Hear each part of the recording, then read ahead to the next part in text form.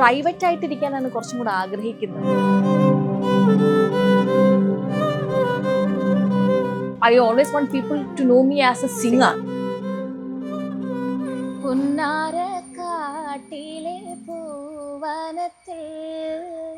സൗണ്ടിനെ കുറിച്ച് പറയുന്നതിലേക്കാട്ട് ഉപരി എന്റെ ഡ്രസ്സിങ്ങിനെ കുറിച്ചിട്ടാണ് പലപ്പോഴും സംസാരിക്കാറുള്ളത്.